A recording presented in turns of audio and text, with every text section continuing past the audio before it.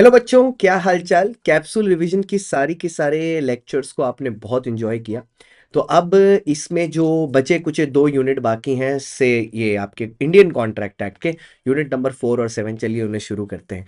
Unit number 4 बात करता है परफॉर्मेंस के बारे में। सबसे पहले बात करता है सेक्शन नंबर 37 में, जो ये बोलता है दोनों प्रोमिसर और प्रोमिसी दोनों कॉन्ट्रैक्ट परफॉर्म करने के लिए रिस्पॉन्सिबल हैं। लेकिन अगर प्रोमिसी अपना कॉन्ट्रैक्ट परफॉर्म करने से पीछे हटता है और प्रॉमिसर ने उसको वैलिड टाइम दिया है, सही टाइम पर कॉन्ट्रैक्ट परफॉर्म करने के लिए बोला है, अगर कॉन्ट्रैक्ट में कोई गुड्स का सैंपल चेक करना या यूज करने की बात है वो भी करने के लिए दिया है, लेकिन फिर भी प्रॉमिसी परफॉर्म करने के लिए रेडी नहीं हो रहा, तो प्रॉमिसर डिस्चार्ज हो जाएगा।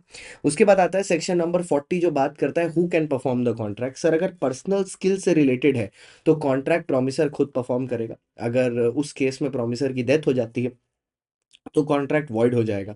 अगर वो पर्सनल स्किल से रिलेटेड नहीं है तो कोई भी कॉन्ट्रैक्ट परफॉर्म कर सकता है, एजेंट भी कर सकता है उसका, या कोई थर्ड पार्टी एजेंट भी कर सकता है, या लीगल रिप्रेजेंटेटिव भी कर सकता है।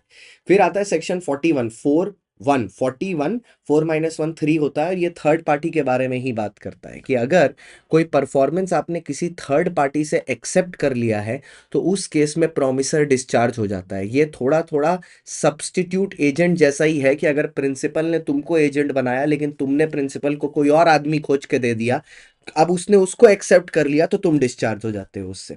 फिर सेक्शन 42 43 44 बात करता है जॉइंट प्रोमिसर्स के बारे में। क्या होते हैं सर जॉइंट प्रोमिसर्स? जॉइंट प्रोमिसर्स मतलब बहुत सारे प्रोमिसर मिलके किसी एक कॉन्ट्रैक्ट में एंगेज करते हैं, उनको बोलते हैं जॉइंट प्रोमिसर्स।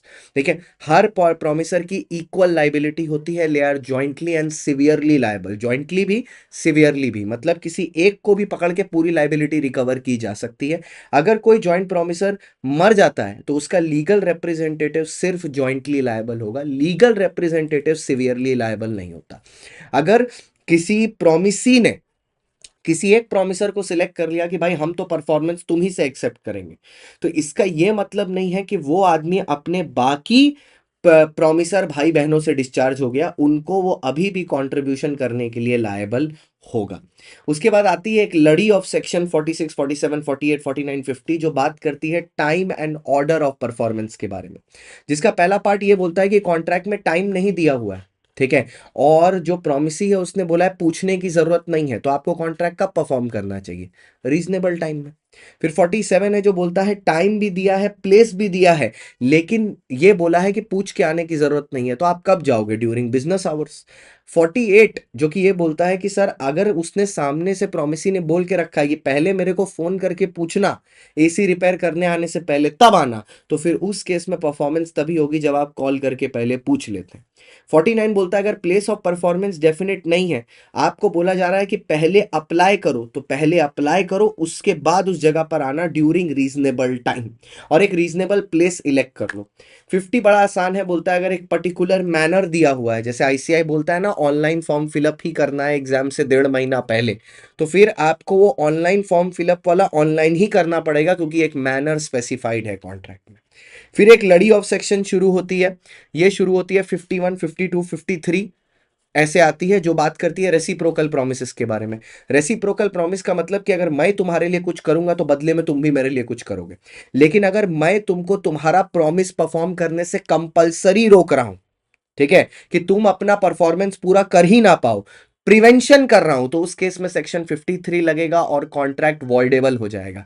लेकिन अगर ये गलती से हो रहा है, मतलब मैं अपना काम पूरा नहीं किया, मैंने पेंटिंग का काम पूरा नहीं कर पाया मिस्टेक की वजह से, जिसकी वजह से तुम अपना इंटीरियर का काम नहीं शुरू कर पाए, वॉइडेबल तो तभी भी होगा, लेकिन तब सेक्शन 54 लगेगा। याद रखना 53 लगता है प्रिवेंशन पर, 54 लगता है डिफॉल्ट पर। फिर आता है सेक्शन 55, जिसके ऊपर बहुत सारी केस स्टडी की है हम लोगों ने, कि कभी कभार कॉन्ट्रैक्ट में time is a very essential element. तो अगर दोनों पार्टी के बीच में एक पर्टिकुलर टाइम डिसाइड हुआ है and that time is an essential element, तो फिर वो कॉन्ट्रैक्ट उसी टाइम में कंप्लीट होना चाहिए। अगर वो टाइम में कंप्लीट नहीं होता तो वो दूसरी पार्टी जो हर्ट पार्टी है उसके एंड पर वॉइडेबल हो जाता है। लेकिन अगर टाइम एसेंशियल नहीं है तो कॉन्ट्रैक्ट वैलिड रहेगा, या अगर जो प्रोमिसर है वो किसी दूसरे टाइम पर परफॉर्मेंस एक्सेप्ट कर ले तो बाद में कॉन्ट्रैक्ट कैंसिल नहीं किया जा सकता, पहली वाली बात के ऊपर। उसके बाद सेक्शन 56 बात करता है इम्पॉसिबिलिटी के बारे में।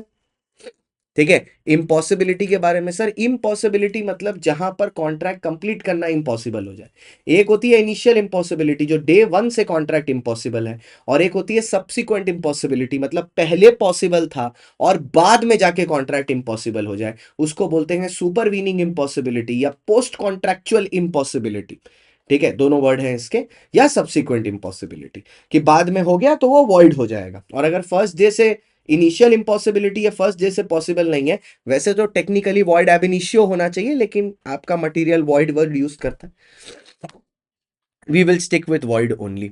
इसके बाद आते हैं sir section number 57, reciprocal to do something which is illegal, और एक है 58 ऑल्टरनेटिव। याद रखिएगा 58 ऑल्टरनेटिव है, मतलब एक कॉन्ट्रैक्ट में दो ऑल्टरनेटिव है, एक लीगल दूसरा इलीगल।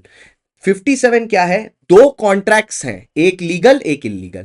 तो there are two separate contracts in 57 and 58 में देर इज एन ऑल्टरनेटिव।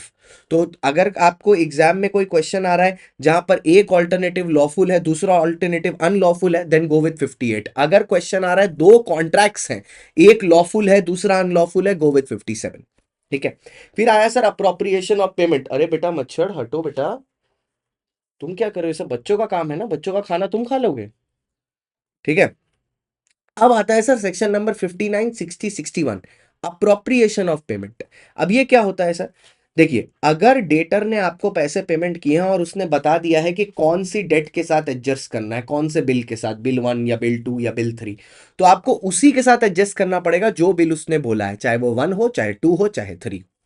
अगर डेटर कुछ नहीं बोलता तो उस केस में लगेगा सेक्शन नंबर 60, जहां पर अगर डेटर ने कुछ नहीं कहा है तो आप इन the order of time adjust कर लोगे। मतलब या तो कोई, मतलब वो क्रेडिटर के डिस्क्रिशन पर है, उसके चॉइस पर है, वो जैसे चाहे वैसे एडजस्ट कर सकता है, इन द ऑर्डर ऑफ टाइम कर सकता है या नॉर्मली भी कर सकता है, कोई फर्क नहीं पड़ता। ठीक है। उसके बाद आया सेक्शन नंबर 61। अब सेक्शन नंबर 61 क्या बोलता है, सेक्शन नंबर 61 बोलता है कि डेटर और क्रेडिटर जो है वो दोनों अगर नहीं समझ पा रहे हैं तो फिर ये बोला जा रहा है कि कोर्ट बोलता है कि आप इसको एडजस्ट कर लो in the order of time. याद रखना टाइम बार डेट 60 में भी एडजस्ट होती है 61 में भी एडजस्ट होती है। तो आप पूछोगे फिर दोनों में फर्क क्या है, फर्क ये है बेटा कि जब 60 की बात होती है तो 60 में क्रेडिटर की चॉइस है, अगर उसका नहीं मन किया टाइम बार्ड करने का तो वो नहीं करेगा, वो पीछे से एडजस्ट करना शुरू करेगा तो पीछे से कर लेगा। लेकिन 61 में टाइम में ही करना है तो वहां पर तो टाइम बर्ड होगा, लेकिन डिस्प्यूटेड डेट दोनों में नहीं हो पाएगा। फिर एक आता है section number 62, contracts need not be performed. इसका डायरेक्ट क्वेश्चन आता है एग्जाम में, कौन से ऐसे कॉन्ट्रैक्ट्स हैं जिनको परफॉर्म करने की जरूरत ही नहीं है। तो कौन से वो कॉन्ट्रैक्ट्स हैं जिनको परफॉर्म करने की जरूरत नहीं है। पहला नोवेशन, जब दो पार्टी के बीच में एक नया कॉन्ट्रैक्ट बन जाए या एग्जिस्टिंग कॉन्ट्रैक्ट में पार्टी चेंज हो जाए तो पुरानी पार्टीज या पुराना कॉन्ट्रैक्ट डिस्चार्ज हो जाता है। ऑल्टरेशन, अगर आपने टर्म्स ऑफ द एग्रीमेंट को चेंज कर दिया है तो जो पुराने टर्म्स हैं जिससे आपने चेंज किया है वो टर्म्स डिस्चार्ज हो जाएंगे। नोवेशन, ऑल्टरेशन, रिसेशन, अगर आप एग्जिस्टिंग कॉन्ट्रैक्ट को कैंसिल कर रहे हो तो that is getting cancelled total. तो जैसे ही वो कॉन्ट्रैक्ट कैंसिल हो रहा है मैटर खत्म हो जा रहा है, रिसेशन हो जा रहा है, नीड नॉट बी परफॉर्म्ड। फिर आता है वेवर। वेवर में क्या होता है, जब प्रोमिसर अपने पास से प्रोमिसी को कुछ अदर सेटिस्फैक्शन ऑफर कर रहा है, बोल रहा है भाई देख 10 माले की बिल्डिंग बोला था, मैं 6 से ज्यादा नहीं बना पाऊंगा और मैं एक काम करता हूं तेरे को 10 लाख रुपए कंपेंसेशन दे रहा हूं, प्लीज मेरे ऊपर केस मत कर। तो ऐसे में जो 10 लाख रुपया वो दे रहा है उसको 10 लाख रुपीज जो एक्स्ट्रा दे रहा है वो क्या हो जाएगी, वो 10 लाख रुपए जो उसको एक्स्ट्रा दे रहा है वो क्या हो जाएगा, वो हो जाएगा सर रेमिशन। ठीक है। नेक्स्ट 64, 65, ये दोनों याद रखना बहुत अच्छी चीजें हैं। 64 बात करता है वॉइडेबल कॉन्ट्रैक्ट की, कि अगर कोई कॉन्ट्रैक्ट वॉइडेबल होता है तो जो भी नुकसान या जो भी बेनिफिट उस कॉन्ट्रैक्ट में किसी को मिला है वो पूरा बेनिफिट उस आदमी को वापस कर दिया जाएगा क्योंकि कॉन्ट्रैक्ट वॉइड एबल हो गया। 65 बोलता है वॉइड, अगर कॉन्ट्रैक्ट वॉइड हुआ है, ठीक है, तो भी रिस्टोरेशन ऑफ बेनिफिट होगा। तो 64 वॉइडेबल में लगता है, 65 वॉइड में लगता है। फिर आता है sir section number 66, communication of fact of recession. Sir आप जब किसी के साथ कॉन्ट्रैक्ट कैंसिल भी कर रहे हो ना तो उस आदमी को भी आप कम्युनिकेट करके बताओगे कि भाई तेरे मेरे बीच का जो कॉन्ट्रैक्ट था ना वो खत्म हो गया। ठीक है। 67 बहुत जरूरी है, अगर प्रोमिसी आपको खुद ही, ठीक है, फैसिलिटीज नहीं दे रहा कॉन्ट्रैक्ट परफॉर्म करने की तो आप वहीं पर डिस्चार्ज हो। ठीक है।